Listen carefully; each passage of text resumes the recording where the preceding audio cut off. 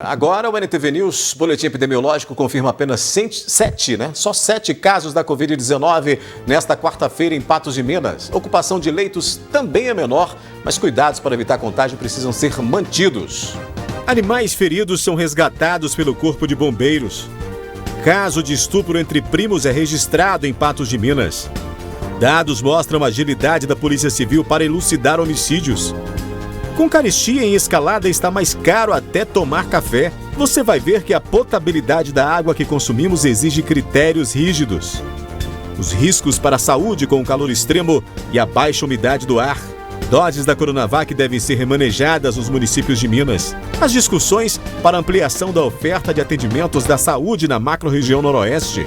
E no Dia Internacional da Democracia, o presidente do TSE diz que divergências precisam ser absorvidas de maneira civilizada. Tem também análise da notícia e muito mais informações a partir de agora no NTV News.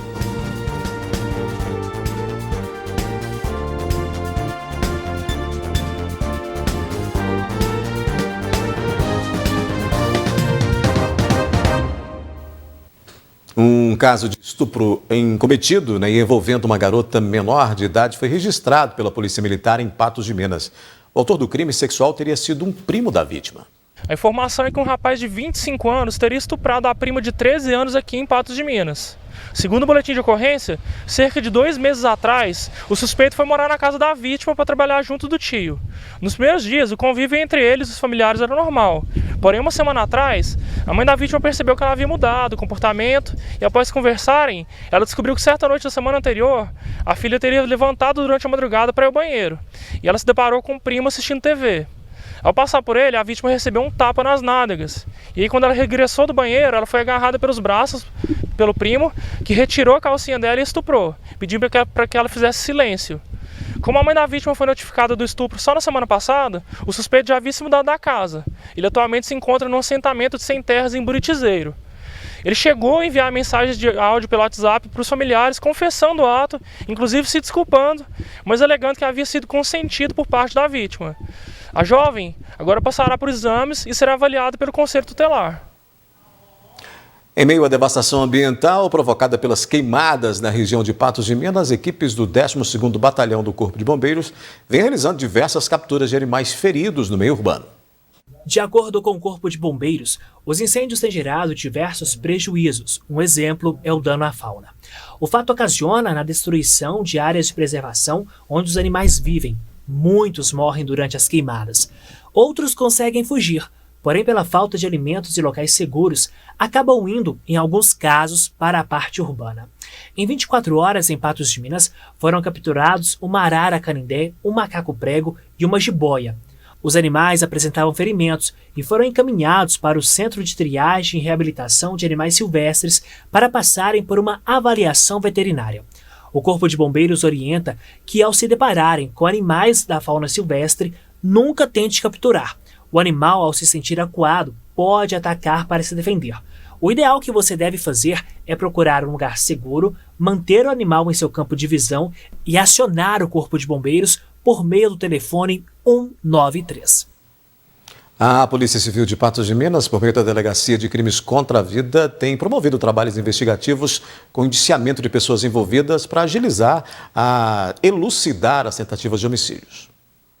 A Polícia Civil deu andamento na tentativa de homicídio que aconteceu no dia 5 de setembro deste ano, onde um homem teria, após uma discussão com uma vítima, escalado o muro e entrado pela janela no cômodo onde ela estava e desferido diversas facadas. Deu também andamento na tentativa de homicídio que aconteceu no dia 4 deste mês, dentro do presídio Sebastião Satiro, onde 2 detentos, após fazer com que a vítima tomasse remédios e quando a mesma estava sob efeito, amarraram um lençol no pescoço dela e penduraram a vítima na grade da cela. Outros detentos que estavam na mesma cela evitaram a consumação do crime. Um fato análogo ao crime de tentativa de homicídio também está em andamento. Este aconteceu no dia 6 de março deste ano, onde o menor de idade, ao ver 2 outros menores e mais um maior de idade, que eram seus desafetos, se aproximou e sacou uma arma de fogo e desferiu diversos tiros contra as 3 vítimas, alvejando a mão de uma delas. O fato foi informado para a Justiça da Infância e Juventude. além de outros crimes que também estão em andamento. Sabe-se que há uma força-tarefa no sentido de dar prioridade aos delitos em Patos de Minas, coordenado pelo delegado de crimes contra a vida, Dr. Luiz Mauro Sampaio. A Polícia Civil, através da Delegacia de Crimes contra a Vida, iniciou um trabalho para que a gente possa acelerar aqueles procedimentos, principalmente os de tentativa de homicídio, muitos deles de anos anteriores e que precisavam de dar um reforço. Para isso, nós fizemos um procedimento que se chama OVM, que é Oitiva Virtual Móvel, onde o policial, no caso o delegado de polícia, pode ir até a casa de uma testemunha, de uma vítima, para que ela não tenha necessidade de vir até a delegacia. E lá, essa vítima e essa testemunha são ouvidas com mais rapidez, são ouvidas através de vídeo. Esse vídeo depois é colocado na nuvem e também é colocado numa mídia rígida para que seja encaminhado ao Poder Judiciário, permitindo assim agilidade para a elucidação dos crimes. Por conta disso, desse procedimento mais acelerado, nós conseguimos aí fazer um melhor ajustamento em todos os procedimentos de tentativa de homicídio, sem esquecer, logicamente, com os procedimentos de homicídio. Temos aqui em Patos de Minas uma capacidade muito grande, muito boa de elucidação dos crimes de homicídio. Todos os que já aconteceram foram elucidados até o presente momento e a gente precisa agora sempre da contribuição da população para que a gente possa continuar fazendo esse excelente trabalho que vem sendo desenvolvido agora à frente com o Dr. Flávio Luciano e também com o Dr. Jean-Pierre, chefe do Departamento de Patos de Minas. A seguir aqui no News, com carestia em alta, está mais caro até para tomar café. E você vai ver que potabilidade da água que consumimos exige aí critérios rígidos. A alta no preço dos produtos alimentícios impacta em todos os itens que estão aí na mesa do brasileiro. O café, por exemplo, teve alta variando aí entre 25% a 30%. Ele se faz presente em diversos ambientes. Na mesa do café da manhã, lanche da tarde, no ambiente de trabalho e nas recepções de praticamente qualquer lugar que você esteja. Estou falando do café. Você é o tipo de pessoa que gosta de um bom cafezinho? Um cafezinho é sempre bem-vindo, eu gosto bastante. Adoro, sou viciada em café puro. Eu gosto de café, do gosto do café e tudo. Então, na verdade, café é puro. Gosto muito, geralmente com leite. De fato, para a maioria das pessoas, o café não pode faltar e serve bem acompanhado ou sozinho. Entretanto, por uma série de situações ocorridas nos últimos meses, a bebida tem ficado mais cara na mesa do brasileiro. Houve uma alta de 25% a 30% no preço, desde meados de julho, quando houve geadas na nossa região. Sem dúvida, né? O café, a primeira alta, o primeiro impacto da alta foi realmente a geada que nós tivemos final de mês de julho, né? As lavouras na nossa região, aqui pegando a região de Patos, sentido Patrocínio, Araxá, Serra do Salitre, Rio Paranaíba, várias áreas, a região foi seriamente afetada. E assim também sul de Minas, algumas áreas de São Paulo, ou seja, no contexto geral das áreas produtoras de café, muitas delas foram afetadas pela geada. Olha, o mercado, se nós pegarmos os preços de lá para cá, ele teve uma valorização alta aí próxima de 25% a 30% nas cotações, tanto no mercado internacional, na Bolsa de Nova York, tanto também aqui no nosso mercado interno, que tudo trabalha, vamos dizer, ligado um ao outro, tá? Então, essa geada que nós tivemos aí em primeiro impacto causou essas altas no mercado, tá?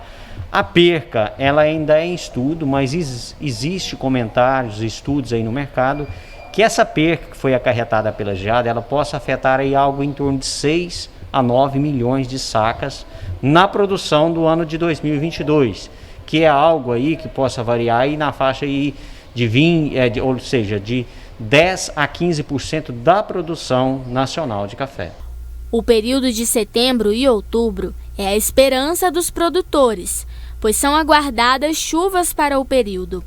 Em contrapartida, mesmo com a possibilidade de chuvas boas nos próximos meses, a expectativa é que até 2022 o preço do café se mantenha nas alturas, pois os impactos das geadas e da estiagem já afetaram parte da produção.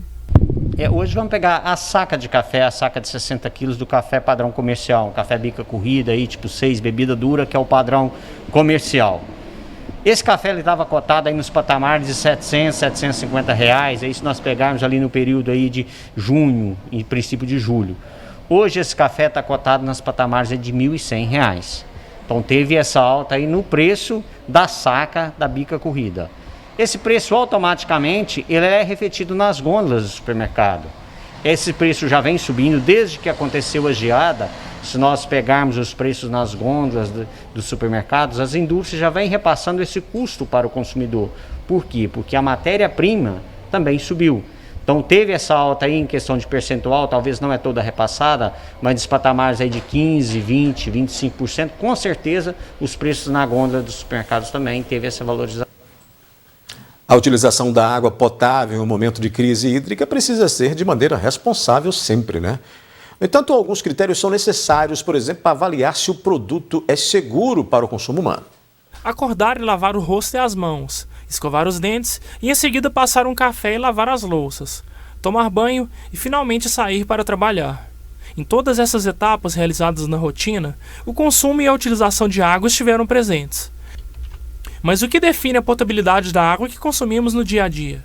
É o que explica a seguir a bióloga Adriana Cristina Dias. Para que a água seja considerada potável para consumo humano, o anexo 20 da portaria número 5 de consolidação do Ministério da Saúde, ela traz os seguintes parâmetros. Então, ela tem que ter ausência de coliformes totais, né, em 100 ml de amostra, ausência de E. coli, coliformes termotolerantes, e a contagem de bactérias heterotróficas, ela deve estar inferior a 500 unidades formadoras de colônia por ml. Segundo a bióloga, dentro dos parâmetros microbiológicos, existe a contagem das bactérias heterotróficas, a determinação da presença ou ausência de coliformes totais e também de coliformes termotolerantes. Quando a gente fala em análise microbiológica da água, a gente não está falando em determinar todos os micro-organismos que estão presentes na água. Mas sim, porque isso tornaria essa análise demorada e muito cara. Então, quando a gente fala em análise microbiológica da água, a gente faz uma pesquisa pelo um grupo específico de micro-organismos que são patogênicos, né, causadores de doenças, e grupos de bactérias que são indicadoras de contaminação fecal. Essa contaminação ela pode ser tanto de origem humana quanto de outros animais e são normalmente micro-organismos que causam doenças nos homens. Então, a gente tem um grupo de micro-organismos, um grupo de bactérias que são chamadas de coliformes, que a gente usa como indicadores de contaminação da água, né? Diferentes tipos de análise são realizados para cada tipo de água, sendo que os resultados podem ser obtidos com cerca de 24 a 48 horas após a coleta. Pelo menos 250 ml de água são necessários para a análise, e quanto mais rápido o material for verificado, melhor será a precisão dos resultados. Então, tem diferentes tipos de análises, né? Para cada tipo de água, são determinados parâmetros diferentes, são feitos conforme o que a legislação pede. Por exemplo, para água para consumo humano, a gente vai analisar parâmetros específicos. Para uma água de piscina também vai ter parâmetros específicos que vão ser pesquisados. E para a água purificada vão ser avaliados outros parâmetros. Por fim, a bióloga afirma que o procedimento de análise microbiológica não é viável para ser realizado em casa, devido ao alto custo dos materiais e equipamentos, recomendando que as amostras a serem analisadas sejam enviadas para laboratórios. Em instantes aqui do News, você vai conhecer a estrutura humanizada para atender pacientes de ortopedia no HNSF. Tem a previsão do tempo para quinta-feira em Patos de Minas e os riscos para a saúde com o calor extremo e a baixa umidade do ar.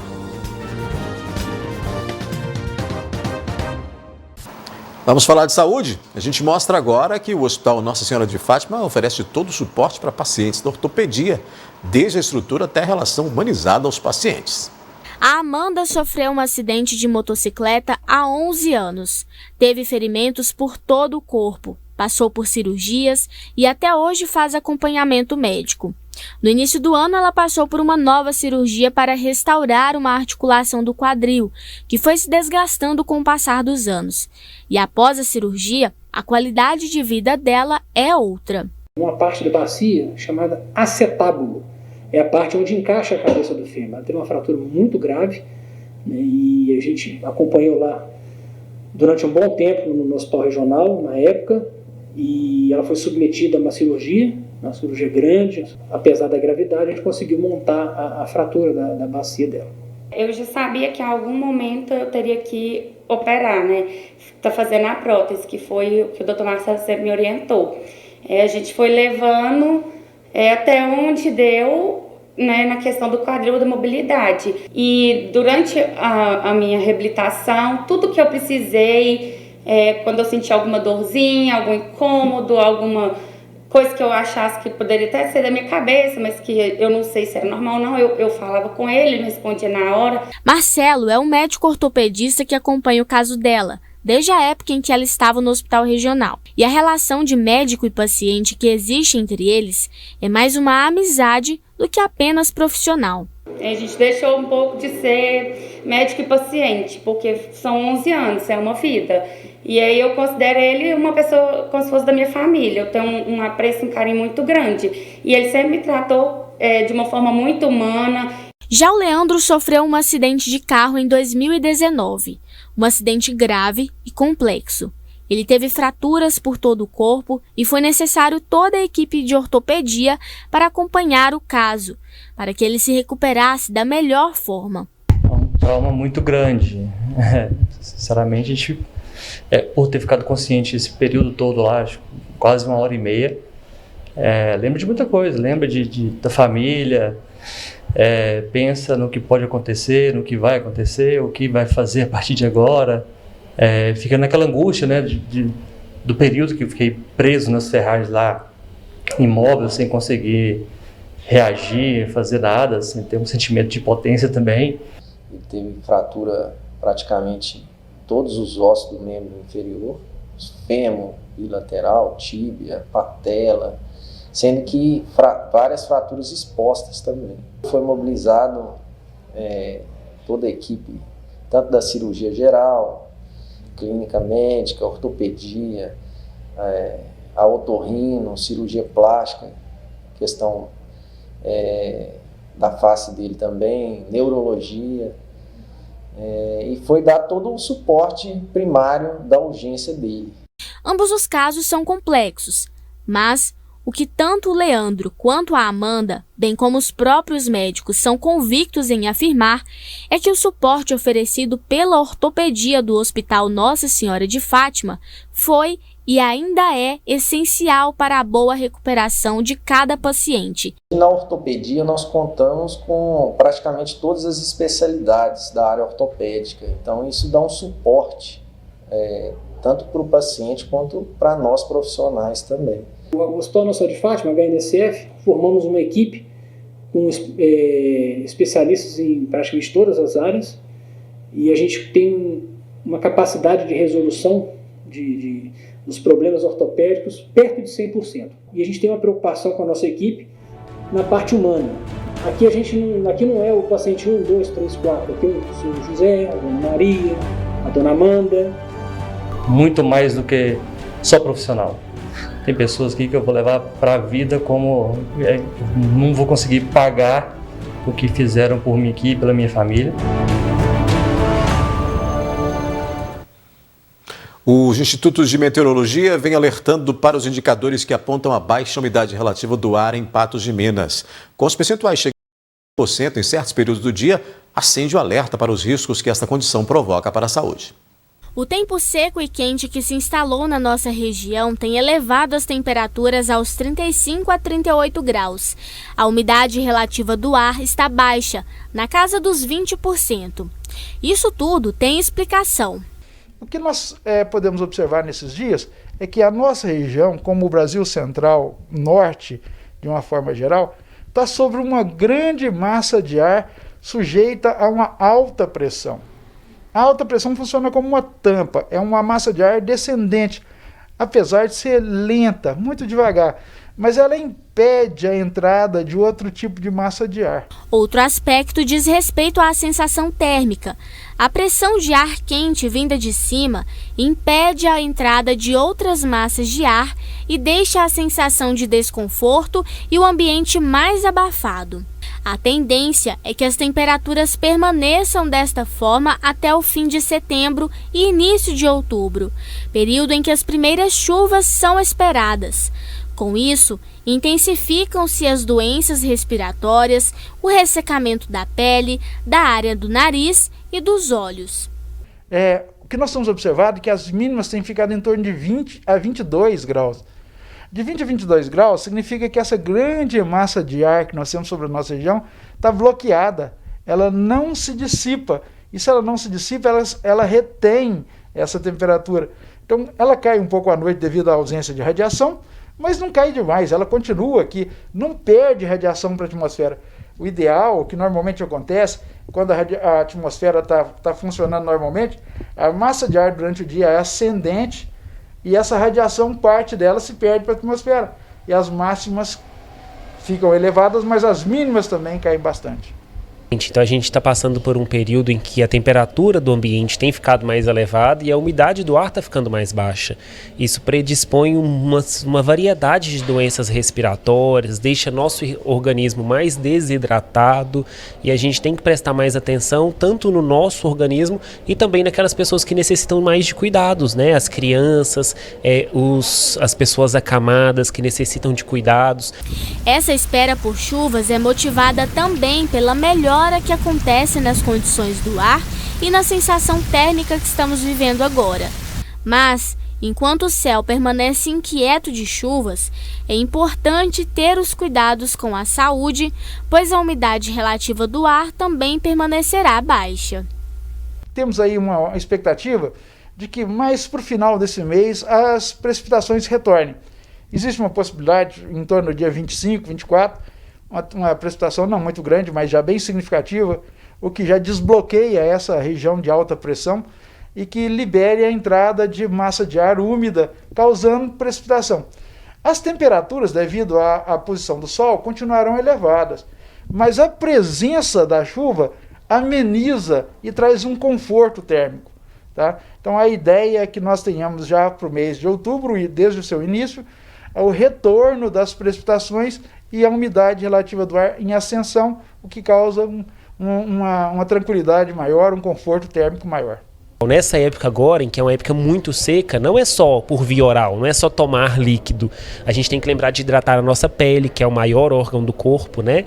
A gente tem que lembrar de hidratar os nossos olhos, porque a gente também tem menor produção de lágrimas, de hidratar o nariz com soro fisiológico, os lábios com o protetor labial e também, claro, usar o filtro solar, que a gente não pode dispensar de jeito nenhum, sobretudo agora nesse período. Então, existem diversas estratégias que a gente pode fazer para aumentar a ingestão de líquido, mesmo sem às vezes beber água, ou às vezes a pessoa não consegue beber a quantidade de água que ela precisa, então ela pode utilizar a melancia, o melão, né, são frutas que têm mais água, a própria laranja, mexerica, né, a gente abusar um pouquinho mais das frutas da época agora, e também tem algumas estratégias como, por exemplo, o uso da água saborizada, que a gente pode usar para pessoas que têm um pouco mais de dificuldade, idosos também que às vezes não aceitam tão bem a água, a gente coloca um saborzinho nessa água, a gelatina, desde que a gente tenha cuidado em relação à questão do açúcar. Então todas essas estratégias são estratégias interessantes para que a gente aumente a ingestão de líquidos e deixe o nosso organismo mais hidratado. Calor e tempo seco persistem em Patos de Minas e região, como você viu aí, né, na matéria anterior. Mas vamos conferir como é que ficam os detalhes na previsão do tempo para essa quinta-feira. Previsão do tempo. Oferecimento New Color.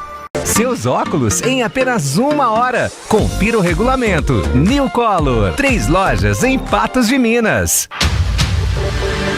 A quinta-feira em Patos de Minas deve ser de céu com poucas nuvens e névoa seca. A umidade relativa do ar continua em baixa, podendo chegar a 20% no período da tarde. As temperaturas variam entre 17 a 35 graus na capital do milho. Em Carmo do Paranaíba, a máxima prevista é de 33 graus. Em Patrocínio, a previsão é de mínima de 17 e máxima de 36 graus. Em Arapuá, as temperaturas oscilam entre 17 e 33 graus. E em São Gonçalo do Abaeté, pode fazer ainda mais calor, com os termômetros devendo marcar máxima de 37 graus nesta quinta-feira.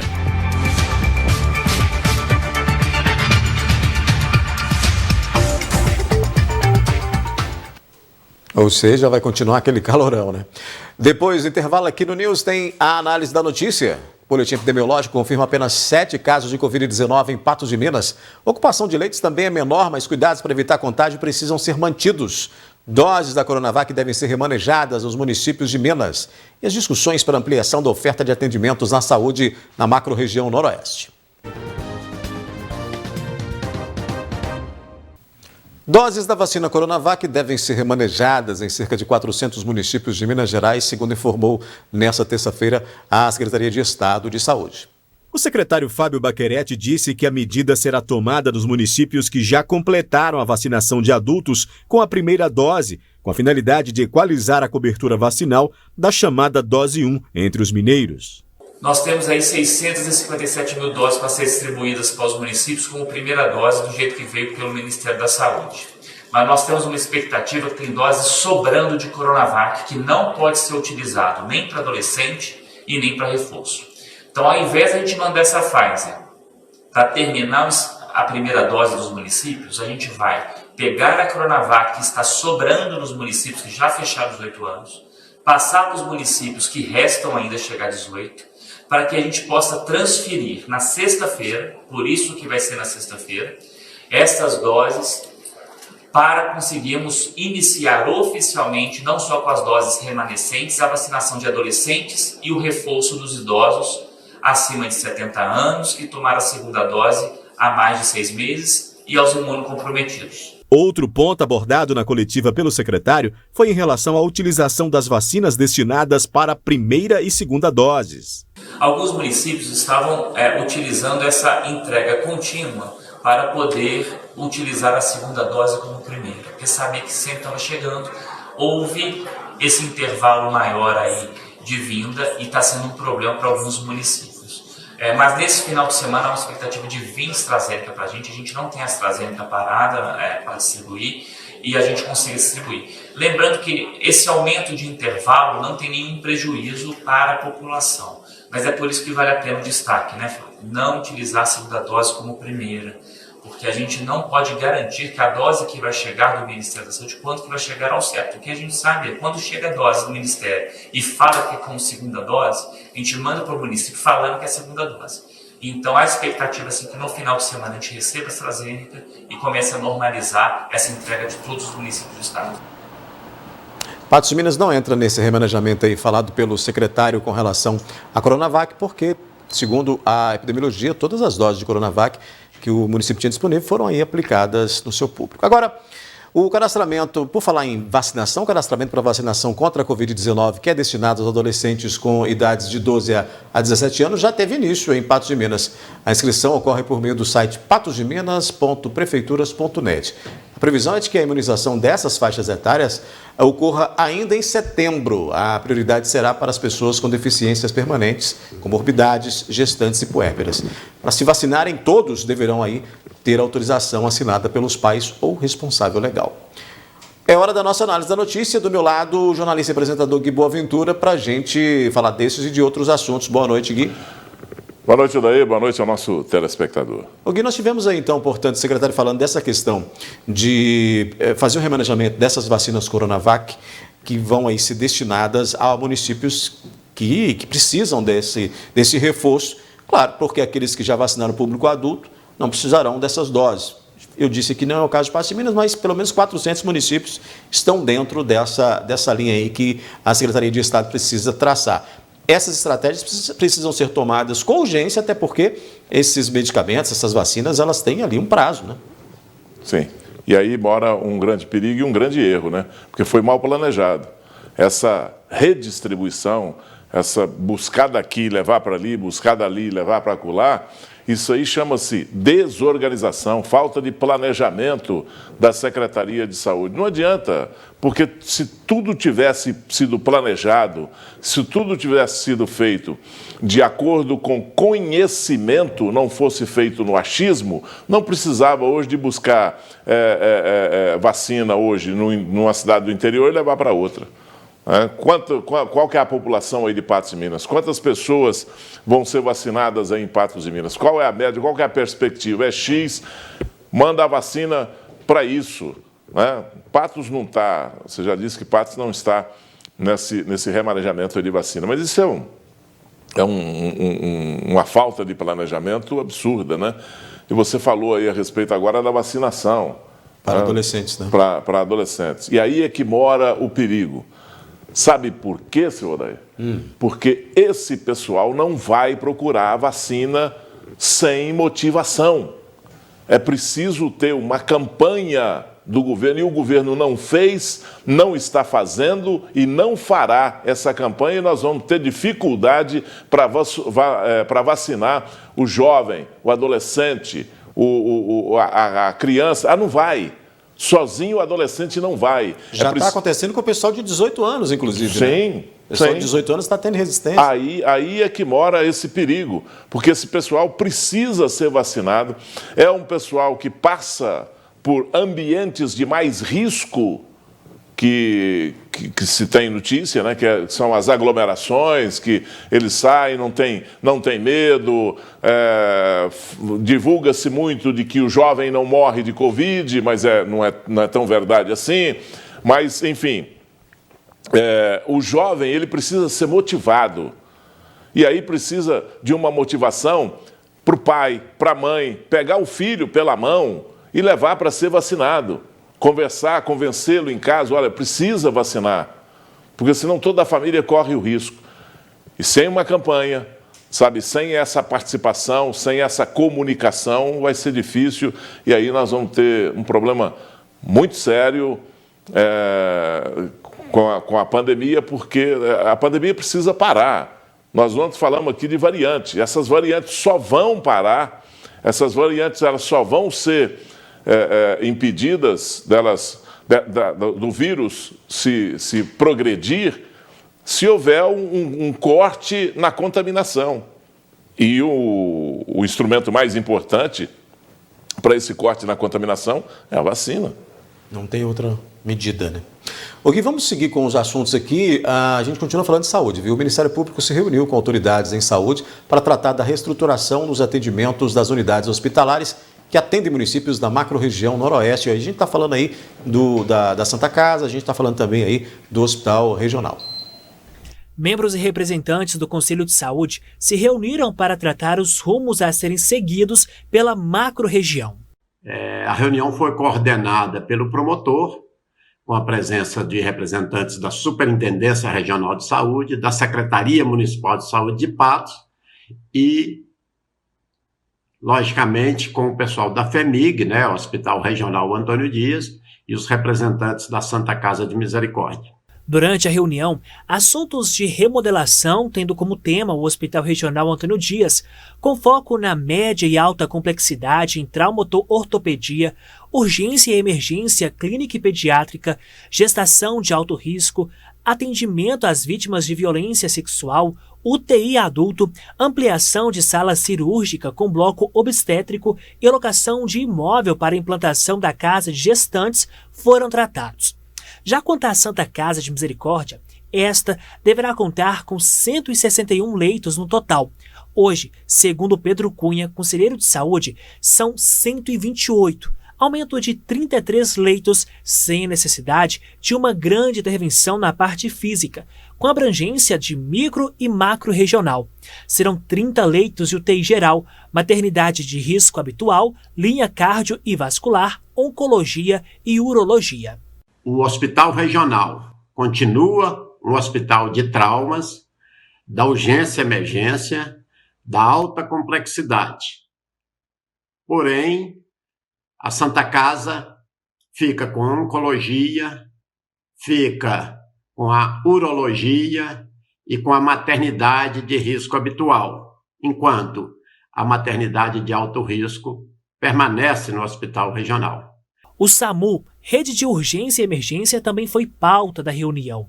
O órgão de regulação está no planejamento da Secretaria Estadual de Saúde e a expectativa é de que o mesmo será implantado até o final deste ano. Mas a promessa era de implantação em 2014. Para atender a demanda, deve-se haver abertura de mais leitos para o Hospital Regional Antônio Dias. O SAMU, que é um órgão de regulação da urgência e emergência, e que aqueles que entendem erroneamente que os pacientes virão para Patos, superlotando os hospitais de Patos, têm que entender que eles somente virão se realmente houver a vaga, se realmente houver quem os atenda. E nesse sentido, é bom que a gente entenda a função de cada hospital, de acordo com a sua vocação, de acordo com a sua capacidade. Como já discutido e planejado para a ampliação do hospital regional, diante de tantas mudanças, deve-se haver realocação do Hemocentro. Transfira o Hemocentro para um outro local mais apropriado, dando mais conforto para os trabalhadores do Hemocentro, mais conforto para os doadores e volte aquele espaço para o administrativo do hospital regional ou até mesmo colocação ali de um equipamento, de um serviço que possa atender. Ok, por que essas ampliações necessárias, né, e tão urgentes parecem estar tão longe de acontecer, né, de uma ampliação no regional? Até porque a gente sabe que o Estado tem uma dívida altíssima com os municípios aí, com relação a repasse da saúde, que desde as gestões anteriores não foram aí sanadas e o Zema não conseguiu sanar também. Mas isso está muito distante, né? Apesar da gente ver aí o empenho do Ministério Público, o empenho do próprio pessoal dos conselhos, mas parece cada vez mais distante que isso ocorra, né?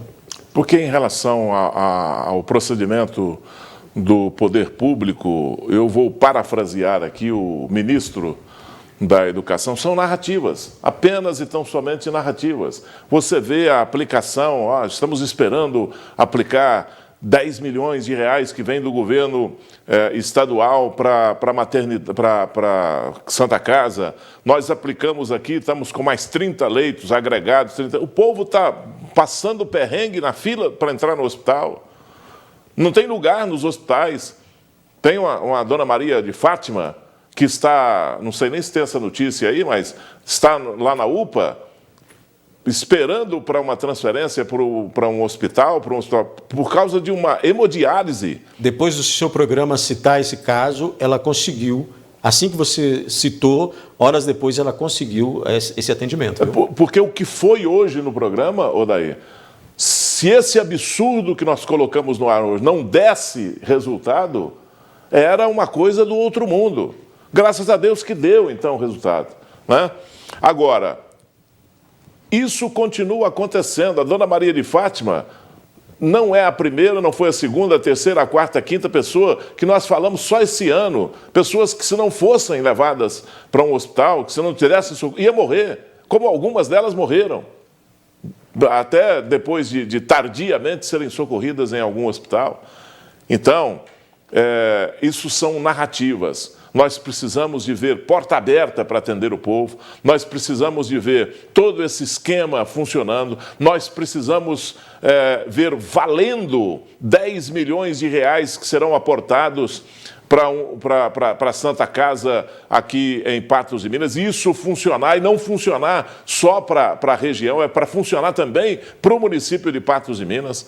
Nós temos aqui um gargalo fenomenal no atendimento público de saúde no município de Patos, mesmo porque, além de ser gestor pleno da saúde para esses 33 municípios da macro-região noroeste, Patos também faz parte de uma micro-região, é o centro de uma micro-região que detém aí a obrigatoriedade para atender Lagoa Formosa, Varjão, São Gonçalo, Carmo do Paranaíba, Rio Paraná, e etc., Guimarães, etc. Essas cidades dessa micro-região vêm todas aqui para Patos de Minas para serem atendidas e não poderia ser diferente. Agora, essa estrutura precisa suportar isso. Isso precisa ser dimensionado e a gente precisa deixar de narrativas para a população.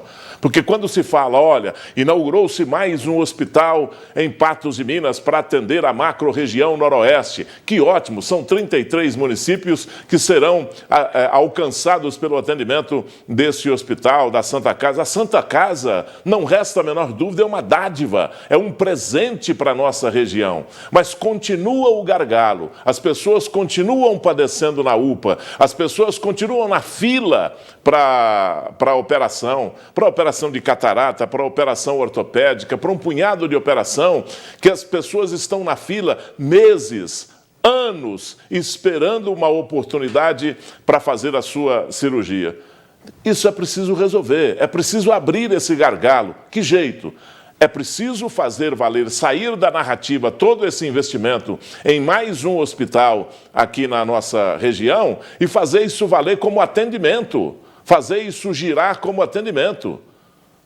Você falar que nós temos mais 30 leitos de UTI, ótimo, que bacana. Agora, eles precisam atender esse povo.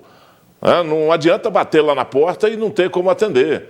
Não adianta bater na porta do hospital regional e não ter esse atendimento.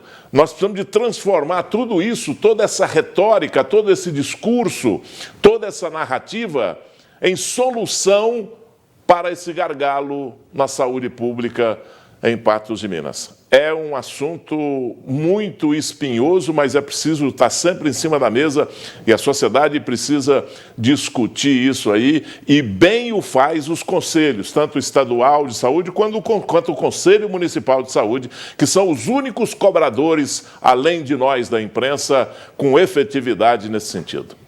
Vamos continuar falando de saúde? Vamos colocar na tela aí os números da Covid-19, né? O boletim epidemiológico da Secretaria Municipal de Saúde desta quarta-feira mostra que apenas 7 casos novos da Covid foram confirmados nas últimas 24 horas em Patos de Minas. As internações em UTI tiveram redução, com apenas 4 pacientes em leitos de UTI. O percentual de cura está acima de 96%.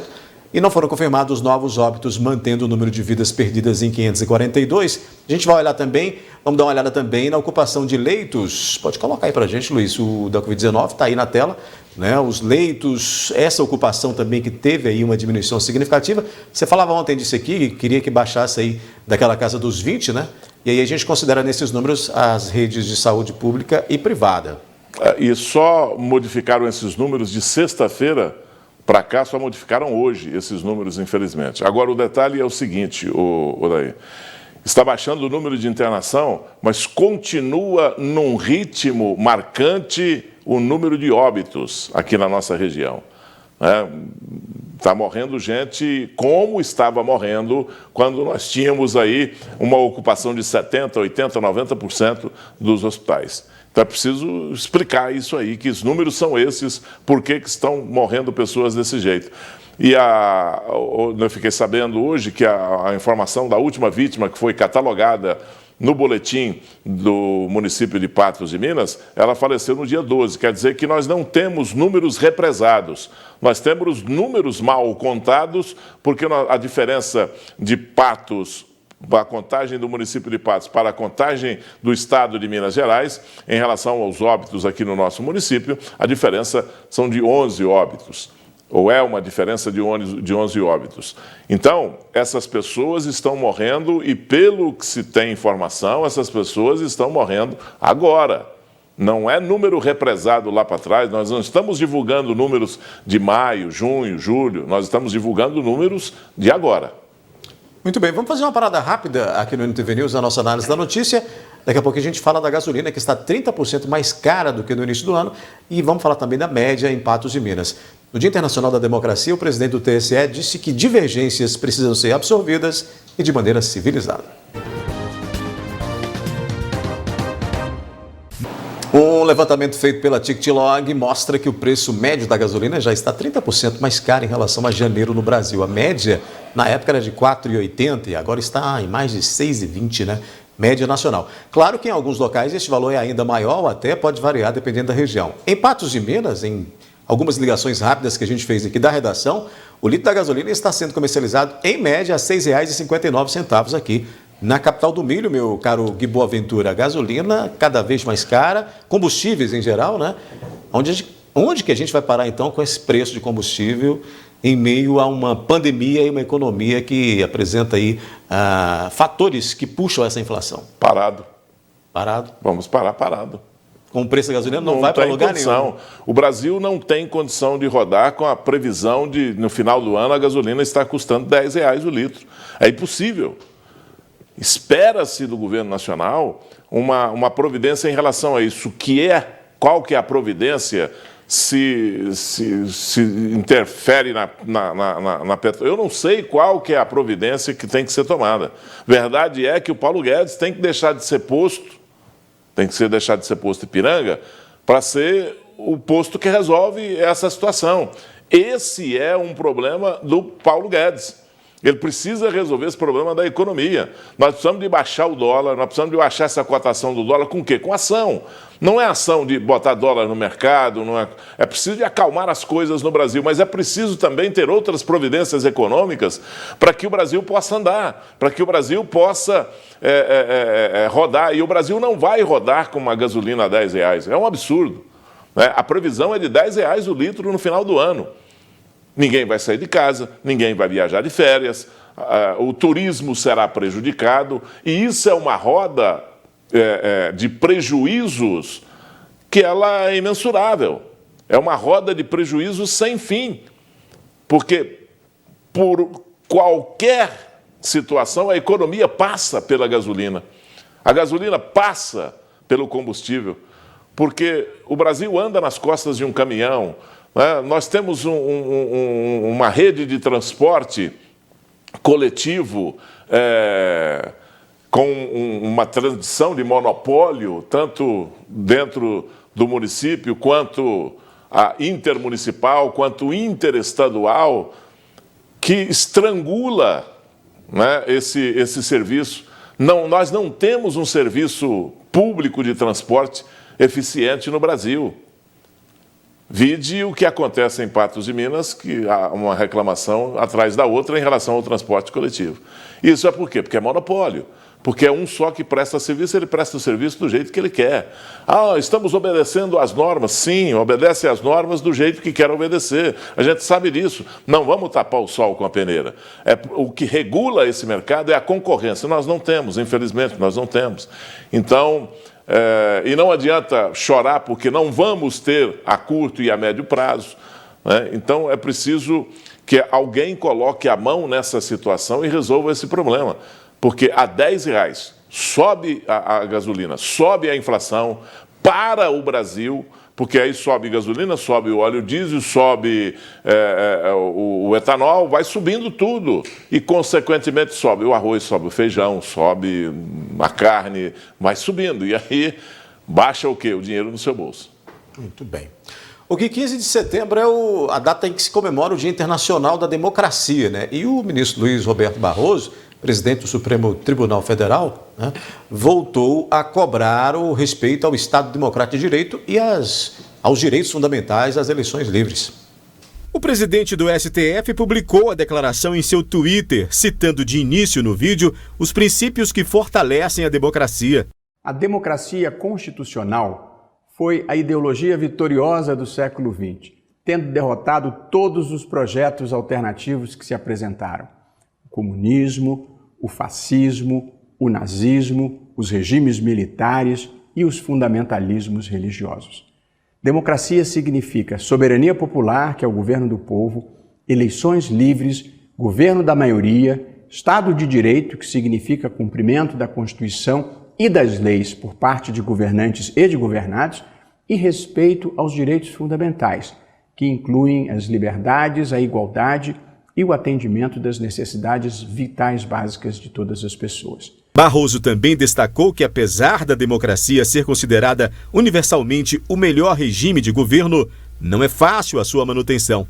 Porque democracia envolve pluralismo, que é a diversidade de visões do mundo, e, consequentemente, respeito às opiniões contrárias. Não é o regime do consenso, mas aquele em que a divergência é absorvida de maneira institucional e civilizada.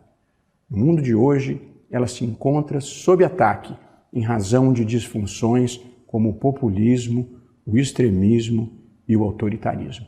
Sua preservação depende de instituições fortes, sociedade civil mobilizada, imprensa livre.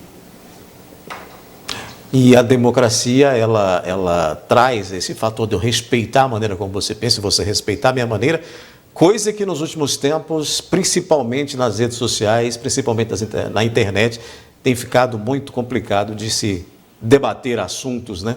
Diante de uma situação que a gente vem enfrentando de a minha voz, a minha fala é melhor do que a sua ou sobrepõe a sua porque eu não concordo com o que você segue na sua vida, que é bem contrário do que a democracia prevê, né, Gui? A democracia é o seguinte, a gente precisa de analisar o que é a democracia no mundo.